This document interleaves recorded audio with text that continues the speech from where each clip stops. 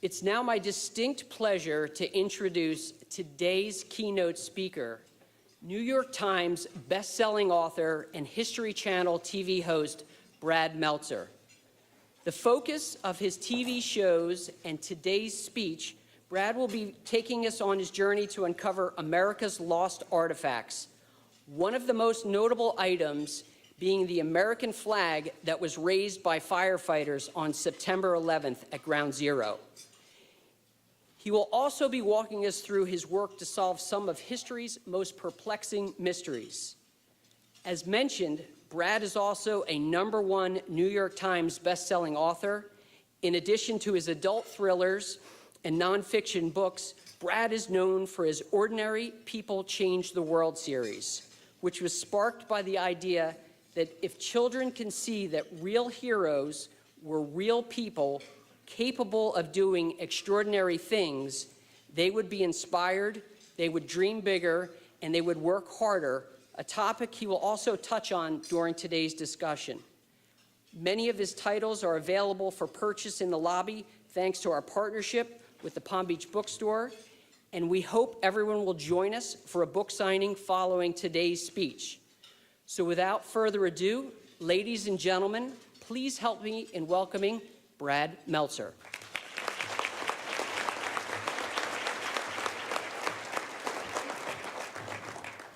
First, can we just say thank you to Tony, to Sarah, to everyone on the board at Forum Club who helped put this amazing event together.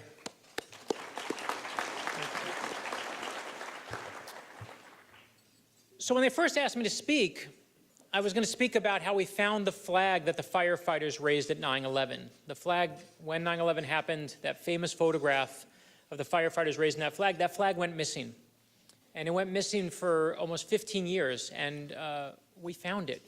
That was going to be a great speech we were going to give you guys. It was going to make me look terrific.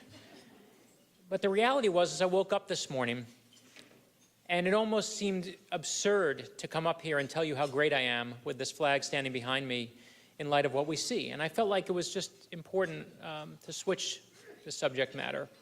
And what I wanted to talk about is instead, a few years ago, I got to read my own obituary. And usually you don't get to read your own obituary, right? It's hard to read when you're dead. But I got to read mine. And I'm going to tell you what it said. It said, Brad Meltzer, a versatile Brooklyn-born novelist who spun a childhood passion for comic books and a prosecutor's zeal for research into a string of best-selling thrillers, died yesterday at his home. He was 47 years old. How did I get to read my own obituary? Years ago, I worked with a group in Cleveland, Ohio, to help save the house where Superman, the character Superman, was created. And when a reporter for the Wall Street Journal was interviewing me about it, he said to me, you know, Brad, that thing you did saving Superman's house, that's going to be in your obituary. And my first thought was, thank you for so clearly contemplating my death. But I was struck in that moment. What's going to be in my obituary? What are they going to say about me? And a year went by, and I couldn't shake it. I went back to the reporter. I said, I want to hire you for a project. I want you to write my obituary. And he did, and you heard what it said. It says I write novels, I sell books. And I was such a narcissist in that moment, and so searching for all the great things that were going to be in my obituary that I didn't even read the body of the email. And the body of the email said, hey, Brad, I got called on to another story, so I couldn't finish your obituary. And so as I'm reading, I'm not making this up, as I'm reading through my own obituary, these three words come up. He was a. That's when my obituary ends, mid-sentence, with those three words. He was a. And I'm like, wait, what was I? Right? Was I good? Was I bad? Did I matter? Did I achieve greatness? What was I? And that is what I think is more appropriate to answer here today. And not to talk about our obituaries, that's a depressing topic, but to talk about our legacies. And together, what I hope we can do here today is figure out what our legacies really are. To me, what would be the great goal of today's Forum Club to kick off your season is to figure out what our legacies will be here by the time you're done. And if you want to figure it out, you first have to figure out who will remember you. If you figure out who will remember you, you'll know how you'll be remembered. But I want to challenge you for a moment. I want you to separate the things you do for yourself from the things you do for other people. Because first is what you do for yourself. it is your job title and where you went to school. Those will all be in your obituary. But I promise you that when you die, it'll be one of the last times anyone ever mentions your job title. Your resume fades with you. Your job title, gone. But those things you do for other people, that's your legacy. Because that's what legacy is, right? It's what endures, it's what lasts, it's what people remember about you. It's your effect on others. And as I looked at it, I realized there were 4 types of legacy that all of us have. 4 types, and the first one's really easy, right? It's your family. First legacy we all have. And I can tell you that I live here in South Florida. My father, I was born in Brooklyn, New York, and when my dad was 39 years old, he lost his job, lost everything. He had $1,200 name, had nothing else, moved us down to Florida. And my father started over from scratch. He said, this is the do-over of life. And we came down to Florida, and I gave a fake address so I could go to the nicer public school. And it was there I learned about something called college. It was there I met my high school sweetheart, my wife, who now sits in this front row staring at me. I want to tell you more than anything I can tell you is that last night at my mother-in-law's house, my wife put on her prom dress from 12th grade, and it fit. That deserves applause, right? And that's the wonderful legacy we all have. And I can tell you that when I started writing, I started writing because I graduated college at Michigan, at the University of Michigan. Thank you, I appreciate that. Usually there's some Ohio State person who's like, boo, but I appreciate the woo-hoo much better. No, I don't want your pity boo now. No, save that, you're too late again. And so, thank you for getting the Ohio State dig, I appreciate that. That joke doesn't work as well in Ohio. And you know what, it's a good life to have your family. It's a good life to have loving parents. And I started writing because I came out of Michigan, and this guy said to me, come to Boston, move your stuff to Boston. I'm going to teach you everything I know about business. I moved everything to Boston, got everything to Boston. The week I got there, he was going to be my mentor, take me under his wing. The week I got there, he left the job. That was my reaction, right? And I said, oh my gosh, I've wrecked my life. What am I going to do? And I said, you know what? I'm going to do what every one of us would do in a situation when we think we wrecked our lives. Every person in this room. I said, I'm going to write a novel, right? I know, you would do the same. I didn't know what I was doing. I wrote my first novel. My first novel got me 24 rejection letters.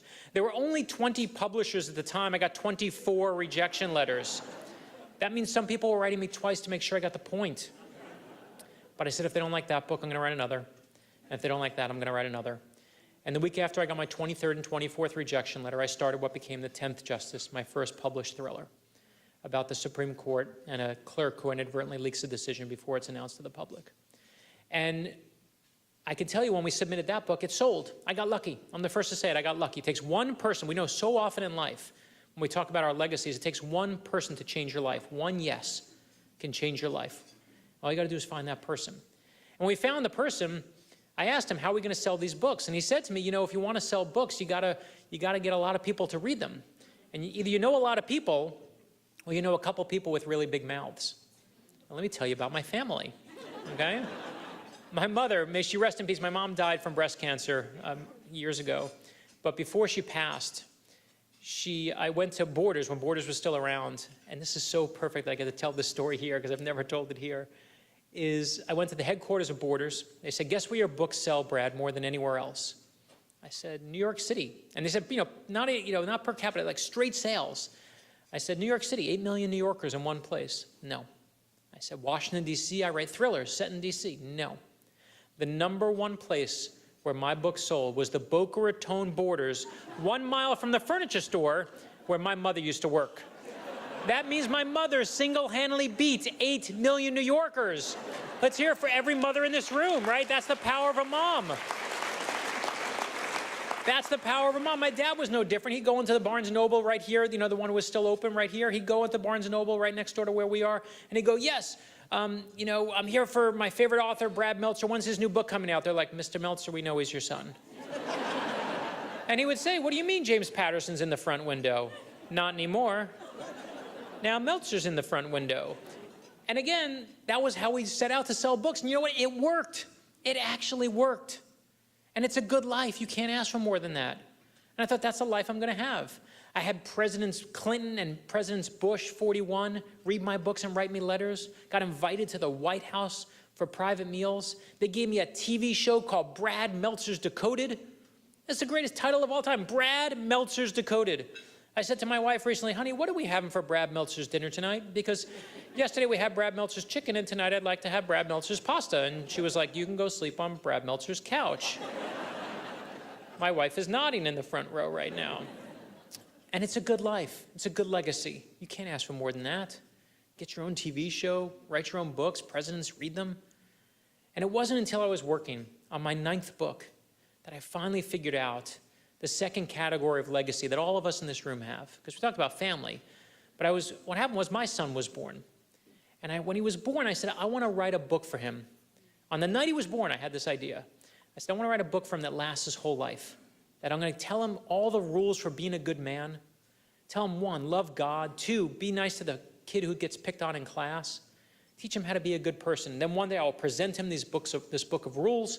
He will say, thank you, Father. You are indeed the greatest dad of all time. I had this big parade planned for myself. It was going to be spectacular. But the truth was the book was terrible because I didn't know anything about being a dad. I just knew I loved my son no more or less than anyone else loves their kids in this room. And then a friend of mine, Simon Sinek, told me this amazing story about the Wright brothers. He said every time the Wright brothers would go out to fly their plane, they would bring enough extra materials for multiple crashes, which means every time they went out, they knew they would fail. And they would crash and rebuild, and that's why they took off. And I love that story. I wanted my sons to hear that story. I wanted my daughter to hear that story. I wanted everyone to know if you dream big and you work hard and you have a good side order of stubbornness, you can do anything in this world. I said, that's the book I want to write. Not a book of rules, but a book of heroes. And that's what I did. I wrote this book here, Heroes for my son. And then my daughter was born, and she's no dummy. She's like, where's my book, right? You know, girls are smart. And so I had to do Heroes for my daughter.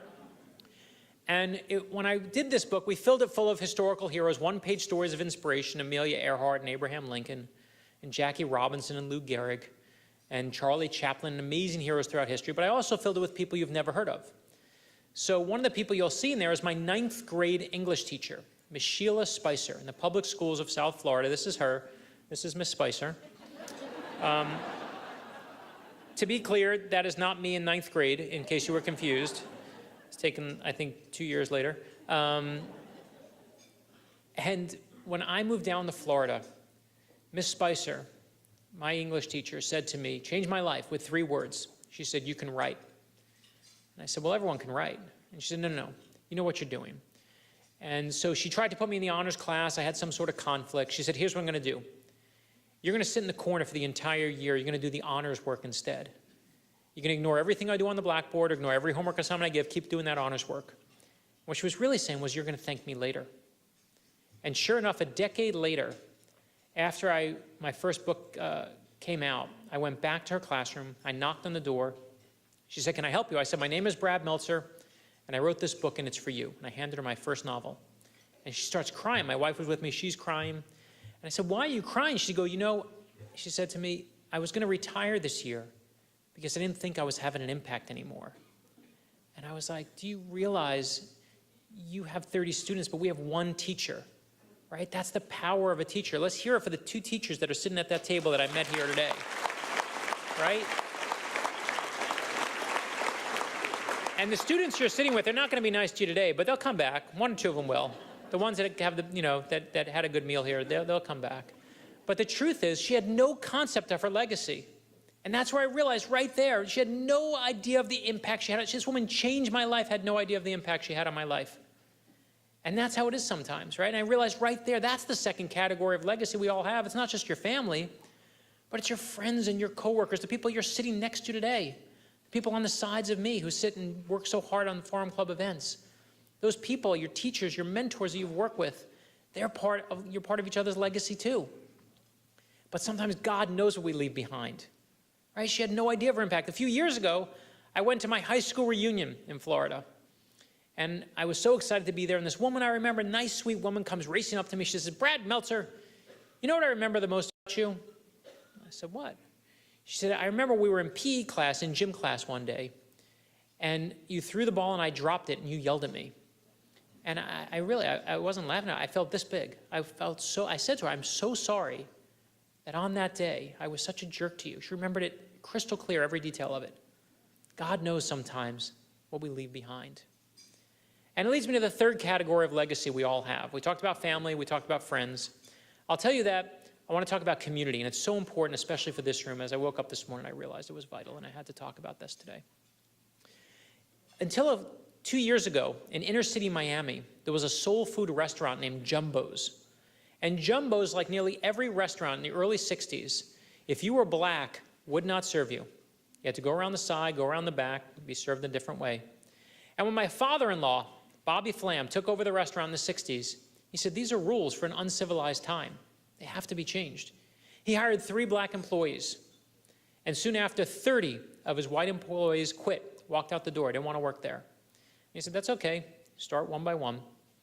And what I love to this day is not just that Jumbo's became a civil rights landmark, which it did, and I love that it became one of the James Beard Awards. There's only 3 restaurants in South Florida that James Beard Award American Classics. There's Joe Stone Crabs, everyone knows that. There's Versailles, the first Cuban restaurant, we all know that. And there's my family's restaurant, Jumbo's. It's the 3rd, that's it. And what I love more than any of those accolades is that when there were race riots in Miami all those years ago, and there were bricks thrown through windows and places lit on fire, all these places were kicked in, all these restaurants were destroyed. Nobody touched Jumbo's. Nobody. Because for all those years, Jumbo's looked out for its community, and as a result, the community looked out for it. And I can tell you that for all of us here today, we all, it can sometimes take a lifetime before you affect your community. But when you do, it will pay you back forever. No one knows that story of Jumbo's. My father closed it down 2 years ago just because it was time. He'd run it for 59 years.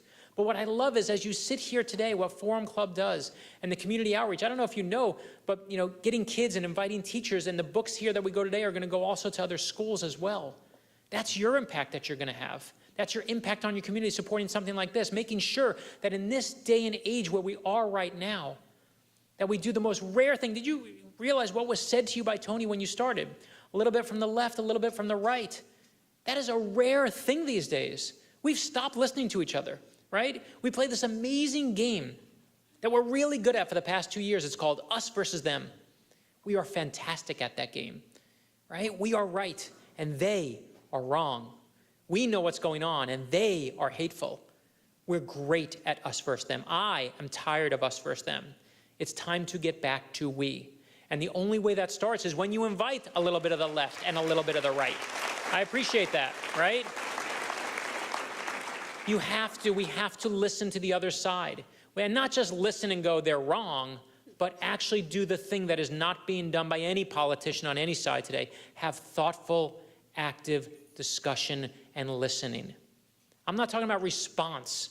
I'm not talking about tweeting. I'm not talking about yelling at each other. I'm talking about thoughtful, active listening, thoughtful, active talking to each other. It is as extinct as dinosaurs today, and we have to do better. And when you do something like Forum Club, you make that impact. You listen, you engage. I love that you're doing that for your community. I felt like I had to speak about that today. And that leads me even more important to the 4th and final category that all of us are going to have. It's the impact you have on complete and utter strangers. When I was working on Heroes for My Daughter, the book, I came across this police officer named Frank Shankwitz.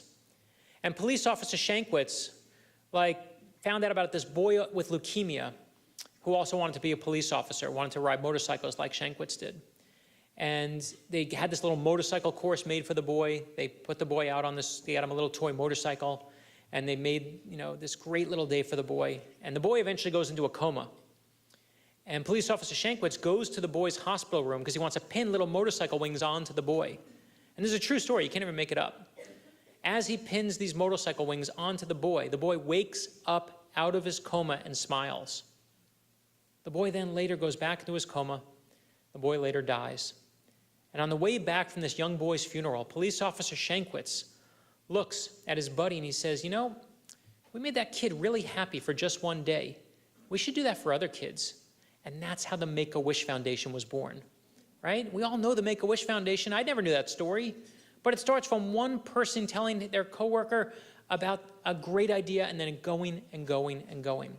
And what I love about that story is that there are so many people right now, that's the fourth and final category, right, that you're going to all have, is the impact you have on complete and utter strangers. Right now, there are thousands of kids who Police Officer Shankwitz has helped through the Make-A-Wish Foundation. They have no idea who he is. He has no idea who they are, but they are forever tied together, forever part of each other's legacy.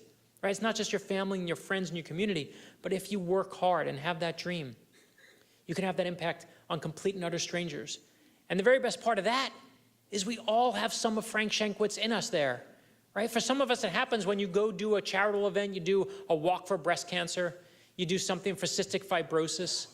I remember Mary Weiss here in Palm Beach, she used to invite me to that event, a beautiful event, right? I know there are people here that went to that event. And there are people that you raise money for at cystic fibrosis, at 65 Roses, at their ball. You never know who you're helping. Or my wife and I do City Year. We love supporting City Year, puts kids into the neediest public schools and full-time mentors. I love City Year. And maybe it's when you bring church to your church or your synagogue, you bring canned goods or they're having a food drive. Again, you don't know who they are. Or maybe it happens when you're here today, right, at Forum Club, that there's someone who takes something they learn, you bring it out there, you put it in the world. And we have no idea from the people who work up here, the impact they're having on their community, but by keeping an open mind, by coming and listening, by actually actively engaging, you're going to change your community. You're going to have impacts on people who you're never going to know their names out there. But because you supported this organization, because you come to these lunches, because you actively fight for a better community, you affect your community in those ways too. They're part of your legacy as well. And that's the first answer I promised you today. That is who will remember you. So now let's tackle the harder part, right? We said it's your family, your friends, and coworkers. If you're really lucky, your community. If you're really lucky, complete and utter strangers. But again, now let's tackle the harder part. That's who's going to remember you. Let's tackle how you're going to be remembered, because that's the tricky thing about legacies. We all have them. Good or bad, everyone in this room has a legacy. Every single one of us. And I want you for a moment to think about what you want your legacy to be, right? Not just what it's going to be, but think of your obituary for a moment. Think of not what it's going to be. Think of what you want it to be. It's like when you're little, people used to say, what do you want to be when you grow up? That's the easy question. The far more important question is, what are you going to be forever? And that's the key question, right? We all want these great legacies. How do we get there? And here's the number one most important thing I'm going to tell you here today about your own history. That's what I want to talk about, your own history. It is all within your power. Think for a moment. I told you about my Miss Spicer, my 9th grade English teacher. I want you to think for a moment of your Miss Spicer. Think of that person who was a role model in your life, a teacher, the first person who ever told you you were good at something. Got them in your head? You are now that person. Whether it's a camp counselor, whether it's a mentor, whether it's someone you work with, that first person who gave you your first real job, that is you now. You're on the mountaintop every single day. And your words, encouraging words, good job, I like what you did there, you have a real knack for that. Those words are your power. And if you don't use that power, time fades and your power fades with it. But the very best part of that is we can all use that power, every single one of us. Every single one of us. And if you don't use that power, as I said, time fades and your power fades with it. But the good part is we can all use that power. It's in every story I just told you. You don't have to start the Make-A-Wish Foundation to change the world. Every story I just told you has one thing in common. It is my core belief. I believe ordinary people change the world. I don't care where you went to school. I don't care how much money you make. That's nonsense to me. What I believe is the power of ordinary and regular people to affect change in this world. It's why I believe in my mother and my father, an English teacher in the public schools, a soul food restaurant named Jumbo's, and a cop with a toy motorcycle. And it's why I believe in that very first hero we were talking about today, Superman. The most important part of the story is not Superman. The most important part of the story is Clark Kent. And you want to know why? Because we're all Clark Kent. We all know what it's like to be boring and ordinary and wish we could do something incredibly beyond ourselves. But I'm going to tell you, we all can do something incredibly beyond ourselves, and I'm going to tell you exactly how. And again, I want you to think of that teacher. My Miss Spicer, think of your Miss Spicer. Think of that mentor. Think of that person who gave you your first real chance. Got them in your head again? I want you to thank them. That's it. That's all I ask. That's what I wanted to come here and say today as we look around. That's what I want you to do, is thank them. Find them on Facebook, track them down. When I'm done talking and we sign books and everything is done, track them down and go say thank you. You won't believe what comes from it.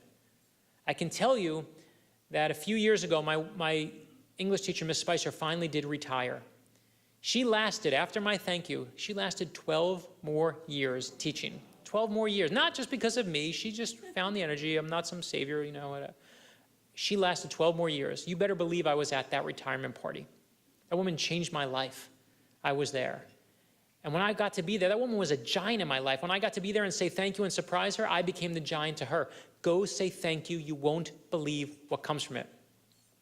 And as you look at that, what I also want to leave you with, and then we'll do the questions and then we can wrap it all up, is when I looked at my own advice I gave you, and especially where the world is today, what happened in Las Vegas today, I know I have to say, okay, you can go say thank you, but how do you actively, as opposed to just being inspired for a moment, how do you actively make a change that's long-lasting? And I had to take my own advice. I was like, I got to figure it out. It took me years after I first thought about this speech. And listen, I can tell you, I love writing my thrillers. I love when people buy them. Here's the new one, right? The House of Secrets. Yes, go buy it. Wonderful, haha, terrific, right? And I love that I get to do it. I love that it's about George Washington and Benedict Arnold. It's set in the modern times, but it talks about the secret thing, a secret that Benedict Arnold left for George Washington that no one knows about. I love that I do my, build real history into the thrillers so you learn something when you read them. But for me, when I took my own advice that I just gave you, I had to say, what is my legacy going to be? What long-lasting do I want to leave?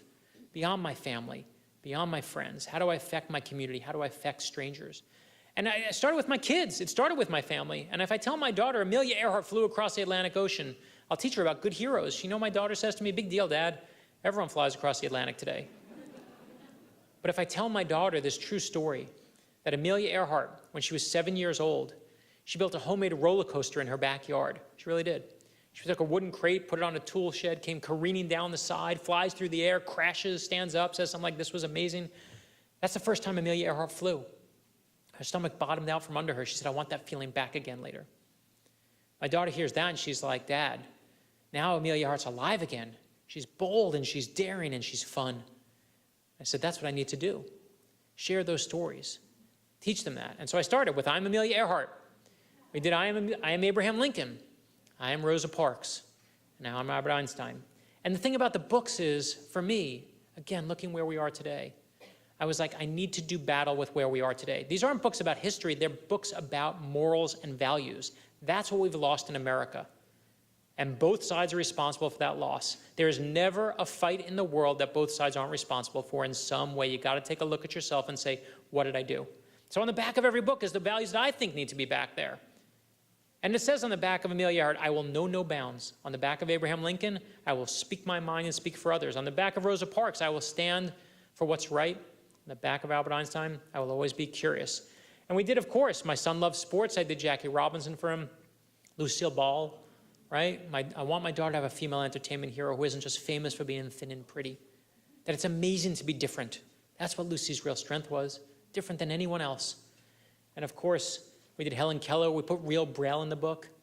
I had your past president's daughter come here today. She brought that book here because she loves feeling the Braille in the book. You close your eyes and you feel the real Braille in the book, and you get to see through someone else's eyes. Imagine that for a moment, seeing through someone else's eyes today. We need more of that. And then, of course, Dr. King and George Washington. I'm tired of looking on the TV and seeing politicians. And I know when I teach my kids, there is a difference between a politician and a leader. We need less politicians. We need more leaders on both sides, right? We do.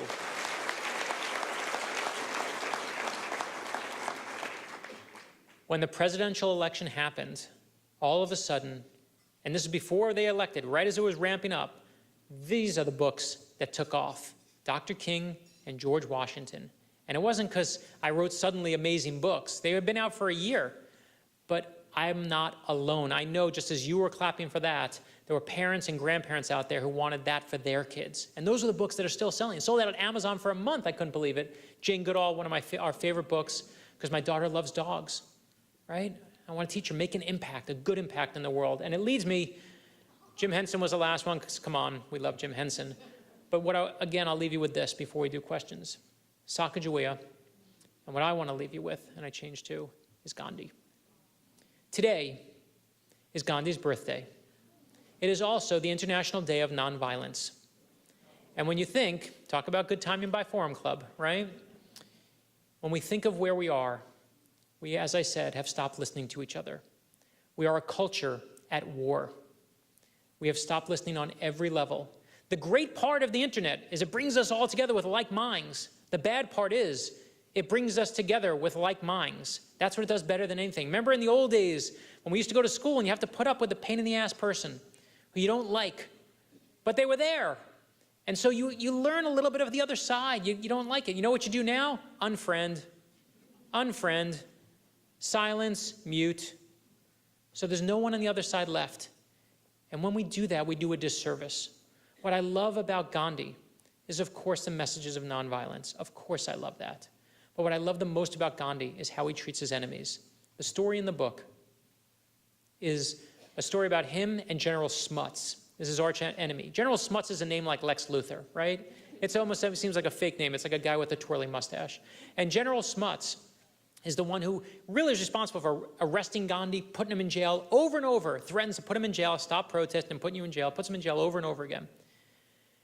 And what Gandhi does to General Smuts, his nemesis, the man he should hate more than anyone, he's the other side, he's the them. They are the thems to each other. Gandhi makes him a pair of sandals. And Smuts is like, why are you giving me these? He gives them as a present. He says, better to make friends than to make more enemies. Better to make more friends than to make more enemies. That is what we need in the world today. We are great at making enemies.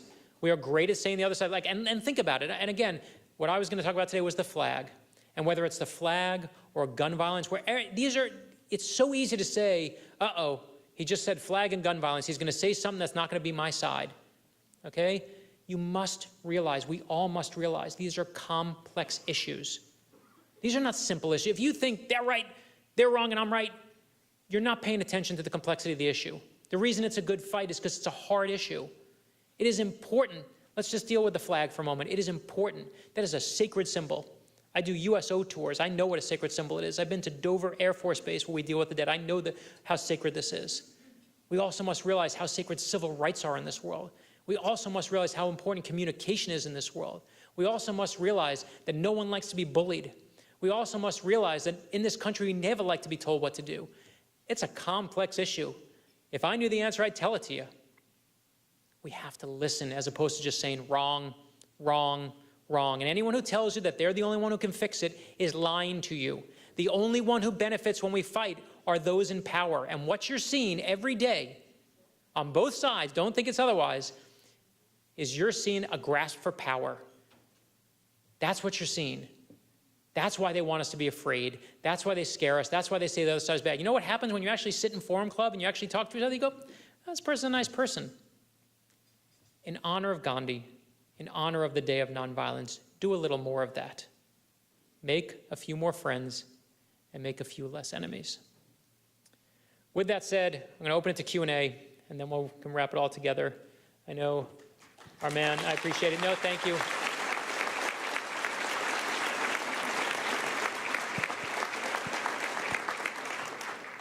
Hello, test, on? Okay. If you have questions, please hold your cards up. Our volunteers will bring them up. And you can ask about anything. You ask about thrillers, mysteries. You can ask, I write fiction. You can ask about open heart surgery. I'll make up an answer. It's okay. And then the first questions come from our students. Fire away.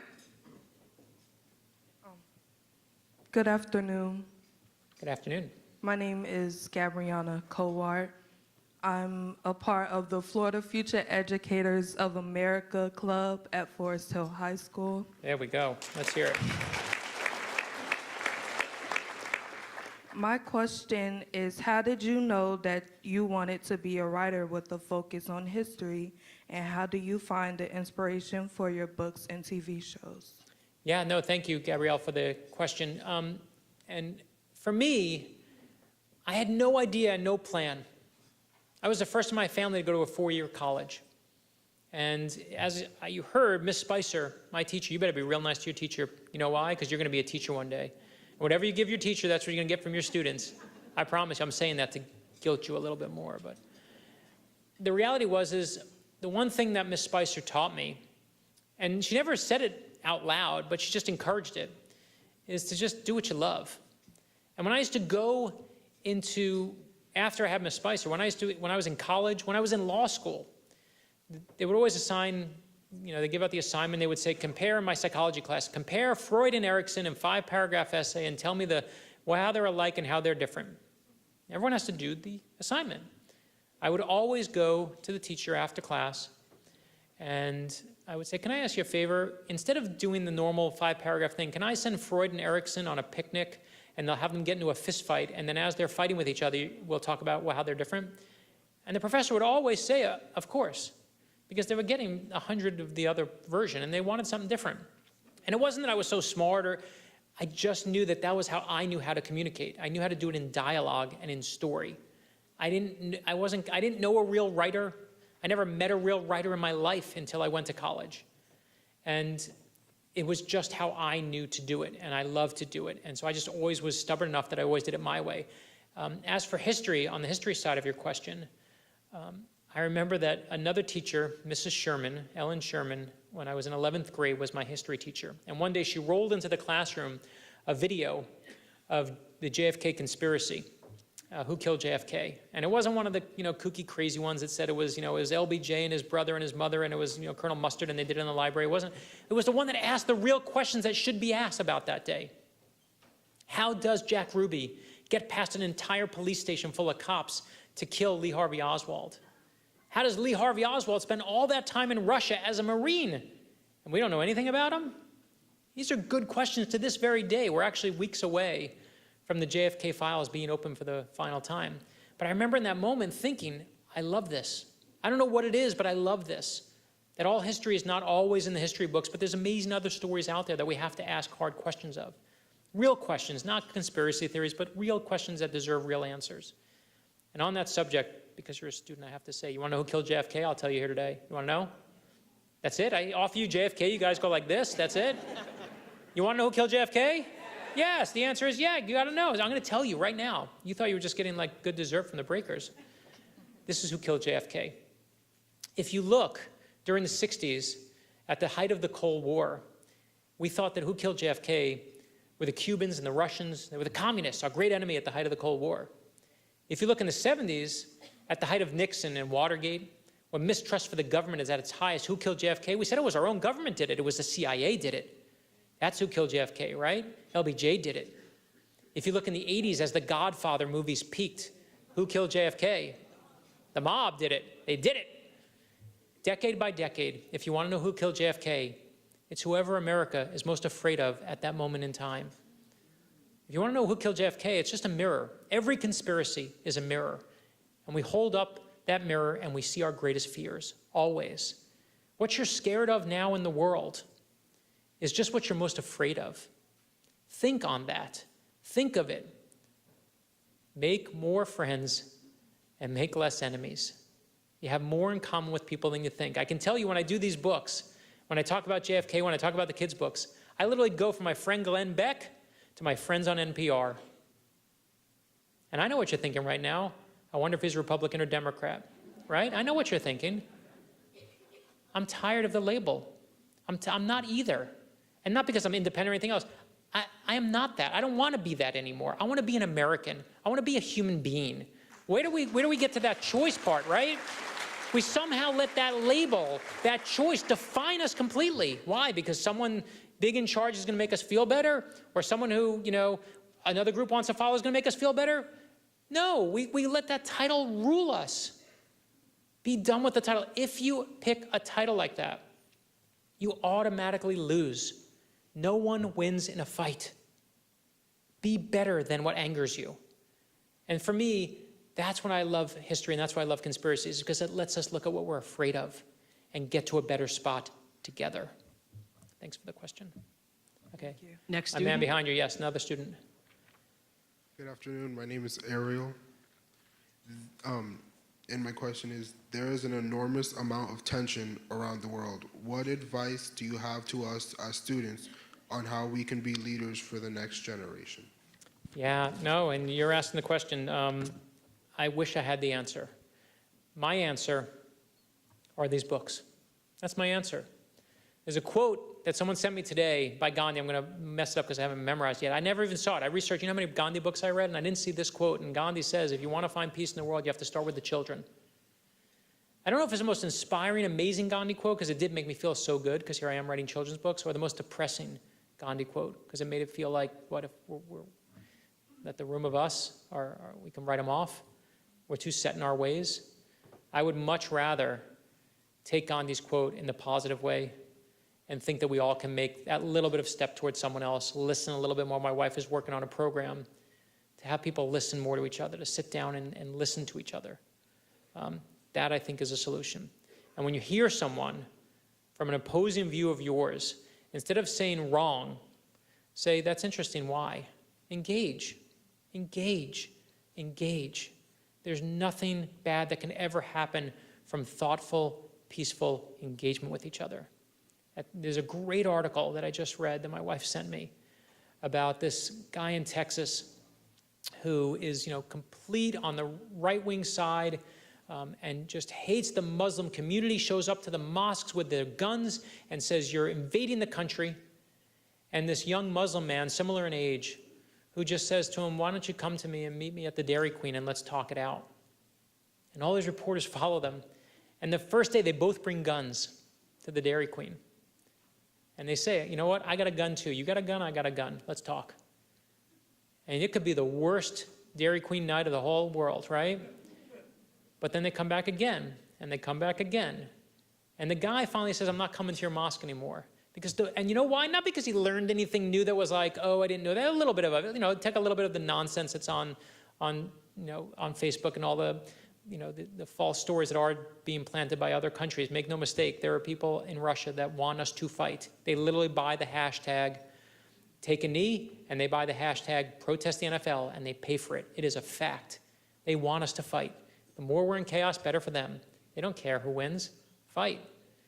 And what I love is that these two kids sat down and slowly found common ground and found that, you know what, you're not my enemy on both sides. I love that. I love that that happens. So to me, that's the answer. Take someone who's on the opposite side and ask them to the Dairy Queen. That's the best I got for you. So you've worked closely with the Secret Service. Yep. And you have some interesting stories about the presidents and particularly things that they were attached to. Yeah, let's talk about that. So I love, for those who don't know, in my thrillers, I always love showing you the real details. I know it's fiction, but if I'm going to show you the real tunnels below the White House, they're going to be the real tunnels. I can make up whatever I want, but if I show you where the real one is, that when you hit the dead end at the bottom of the White House, past the bowling alley, you make a right-hand turn, there's a steel door. You'll smell flowers in the air because you just passed the White House flower shop. And that's the secret entrance to below the White House. It's a bomb shelter. That's where Cheney went during 9/11. And I remember I went to the Secret Service and I said, are you okay with me publishing this? I just want to make sure I don't mess up any safety issues. And they said, yeah. And I said, why? And they said, well, Brad, if you can figure this out from your home office, do you really think a terrorist organization with millions of dollars at their beck and call can't do the same? And he was saying, Brad, you're not that good, But to the question is, I did become obsessed, and this was in the House of Secrets in the newest thriller, about what each president carries in their pockets. And it was fascinating. Bill Clinton used to carry a wallet, and it carried pictures of Chelsea and a prayer. George W. Bush used to carry a badge from a first responder at 9/11, carry with him everywhere. George H.W. Bush, my friend there, used to carry he carried a driver's license, even though he can't drive. And I was like, why? You need like fake ID? You trying to buy beer? Like what? It makes no sense. And each president used to carry something different in their wallets. And one of the things we found out, going back, take another step backwards, is the Secret Service revealed to me that Ronald Reagan used to carry a gun. No one knew it. He used to carry a gun while he was president, which again, on most days people go cool, and on a day like today you go bad. Right? Just depending on where the world is at the time. But it's fascinating what presidents carry with them. And I'm fascinated, of course, with details like that, because they reveal every detail about us reveals us. If I asked everyone in this room to empty their pockets, I'd reveal you. But you know what else reveals you? Who your heroes are. You show me your hero, and I'll show you who you are. And the reason I love doing these books is that I get to have people reveal their heroes to their kids and their grandkids. What I love is, we're not here to sell you, here's Gandhi or here's Sacagawea. And I love that we get to share them with you today. I don't know if you know this, the books actually come out tomorrow. You are the first ones who get to buy them. They're not available anywhere in stores. You can't buy them anywhere. You had to get a special thing from the publisher so you could buy them here today. But what I love is not just we can sell you 2 books, big deal. What I love is that so many people are using our series and building a library of real heroes for their kids and their grandkids and their nieces and their nephews. And they're buying them for their churches and their synagogues and for groups that need them, for kids in the inner city. I'm looking for sponsors all the time to help me put books in inner cities. So if you're interested, let me know. So yes, I love when we get to reveal ourselves by our pockets or by our heroes. So you said it takes about 2 years to write a book.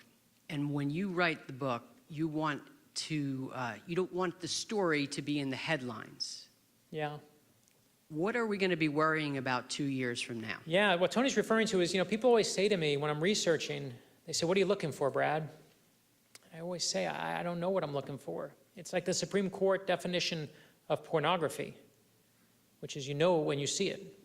I'm looking for interesting things. I remember when I got invited to the White House, I got to go to a private lunch at the White House. And I'm not talking about the big room where everybody's there downstairs. I'm talking about the president's private dining room upstairs. My wife and I went, and there were maybe there were 12, 15 people in the whole room. And it's not like here where you pick your table. They tell you exactly where you're going to sit. There's little cards and there's little things. And when you sit down, it says, I was sitting down actually next to Barbara Bush at the time. And mine said, on my card, there's a little placard and it says, Mr. Meltzer, the White House. And my first thought in my brain is, I'm totally stealing my card, right? And Barbara Bush leans over to me and First Lady, Mrs. Bush says, Brad, all the novices, they all try to steal their cards. And I'm like, I know those novices. And I said, look, Ruth Bader Ginsburg. And then I totally took my card. And I love that Bill Clinton, had me come up to the office in Harlem and invited me in there. Showing me such kindness and amazing grace to let me in there. And what Tony was getting at is I never want to write about what's going on now. And if I wrote, just to be clear, if I wrote about what the country is doing now, that we have a former reality TV show star who's a president yelling at other world leaders and about help in Puerto Rico, my publisher would literally say, no one will believe you. No one will believe this. They would literally, she would be like, go edit it. That could never happen here. So I'm so thankful that right now, my next book, which comes out in March, it's called The Escape Artist. And again, I started this book 2 years ago. I have no idea where the world's going to be. I take a shot. I'm so happy it's not a White House book right now because I can't compete with it, right? And half this room is literally like, I don't want to read about the White House anymore. And even the other half is like, I'm tired of it too, right? And so I'm thankful. I just got lucky. I will tell you that on the day that I set up my first White House thriller, this was a decade and a half ago, I had all my meetings set up at the White House. Bill Clinton was in office. I had all the people who were letting me in, everyone scheduled to talk to me. I had a full day to go in. And that morning, news broke about this scandal called Monica Lewinsky. And every meeting canceled on me immediately, of course. And then they actually opened up to me. I was the only one. When Monica Lewinsky was at its height, I was the only reporter, person who was not a White House person in the White House, because I wasn't writing the real story. I didn't care about Monica Lewinsky. I was writing about the White House. And there was a giant article in the Washington Post that said, only a fool would be working on a White House thriller right now. And I was reading it in my morning breakfast going, oh my gosh, I'm that fool. But what I realized is, it's just what I loved at that moment. I was obsessed with the White House. I was obsessed with the tunnels and how it worked. I was obsessed with where snipers are and what it's like to live there in that place. I loved it. And I started writing the book. And I can tell you that weeks go by, 2 years go by. It takes me 2 years to write a book. And my book finally comes out about same month, a couple weeks difference, with this brand new TV show that came on the air called The West Wing. And then came my thriller. It was at that time the biggest book I'd ever done. And why? Because I was a dummy. No one wanted to touch a White House anything. And I was the dummy, like the West Wing was, who had a White House up to offer. And everyone at that moment was obsessed with the White House again. So wherever the country is right now in 2 years, I promise you no one can predict it. We'll not know what it is. I just don't want to compete with it. And so I always just try to find what I love and I write about it. You'll see in the next book, I will tease you with this, is The Government, The Escape Artist, comes out in March. The government let me sneak into a place, and hardly sneak in, but let me into a place I never, ever thought they would let me into. And you will see the inside of it in March. Let's do one more question. One more question. And the last question is, why are we so susceptible to conspiracy theories? Yeah, why are we so susceptible to conspiracy theories? Why? Because we're so scared. We have, every one of us in this room right now, has in your pocket or in your pocketbook. You have that phone, you have access to more information than the Library of Alexandria on you every day. But the hardest thing to find today is the truth, right? Hardest thing to find. Go put the word Freemason into Google. You'll get 1 million pages. It will take you 10 of them before you find one that actually has a real fact behind it. I used to say that to people, and the audience would go, yeah, maybe not. Now everyone's like, I know, it's totally hard to find truth. No, we know what world we live in. When you live in a world where other governments, as I said, are pushing out news to make us fight with each other, and stories that are wrong, when people are going to pizza parlors because they're looking for underground rings that never happened, or crazy on the other side as well, these stories that you're like, that can't be true. They're not. Stop passing things along unless you check for yourself. If you do one thing that I can ask you for, stop hitting send to all your friends and share to all your friends just because it pisses you off, right? That doesn't make it true because it makes you mad. It just makes you mad. And even if it is true, put more good into the world than more negativity. It's on you. It's on me too. It's on all of us. And if we do not take responsibility and start fighting, we could blame Facebook. When these books came out, everyone was like, this is what they need to teach in schools. Books like this. And it was great for me because I was like, go buy the books. But I was like, it's not the school's responsibility to teach our kids heroes. It's ours. It's your responsibility. It's my responsibility. No one else has to teach my kids but me. If you're sick and tired, you guys clapped when I said we need to make more friends and make less enemies. That starts with you. Not with Facebook policy, or not with what Twitter does, or not with what, you don't like it, unfollow the person who does it, who keeps putting it out there, and don't share it. Put more good in the world, and the world will be a better place. Put more negativity, and you'll get worse. It is all us. Sacagawea is probably the best way to end. But there's this moment at the end of Sacagawea, and it's one of my favorite lines of the whole book, I am Sacagawea. And it says, we can only be, it's a chief of one of the Native American tribes, and he says, we can only be what we give ourselves the power to be. We can only be what we give ourselves the power to be. Give yourself that power. And when it comes to those conspiracy theories, and when it comes to things that make you mad, and when it comes to things you're like, wow, check them first. There are ways to check, there are ways to look, instead of just hitting share. That's why we have so many conspiracy theories. We're at an all-time high. It's because we just go share. Pisses me off, share. Do better. Be better than what angers you. With that said, I want to leave you with this. We talked about obituaries and legacies, and I talked about all the books.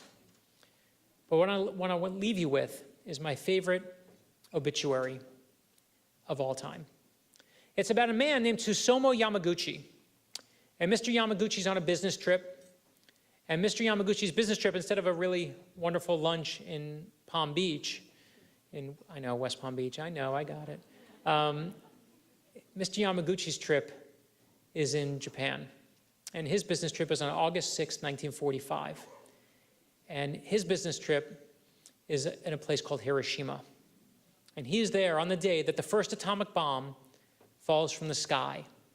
And he actually survives. He's burned across his body, but he survives. And he looks around at the devastation. He knows they can't possibly handle what happened to him. But he looks around at the devastation, and he knows they can't handle him, so he races home to his hometown, to a place called Nagasaki. And 3 days later, on August 9th, the second atomic bomb falls from the sky. He survives that too. He's the only person that the Japanese government officially recognizes as surviving both the attacks on Hiroshima and Nagasaki. And you know what he spends the rest of his life doing? You know what he spends the rest of his life doing? He says that he wants to spend the rest of his life talking about the benefits of peace and the dangers of nuclear armaments. He says that the good part of what happened to him is he gets to share his story. And every time he shares his story, His life is like a baton. And all those batons, they knit together and they form a raft to help and carry other people. That's a life. But more important, that's a legacy. As for my obituary, he was a, to me, that's perfect.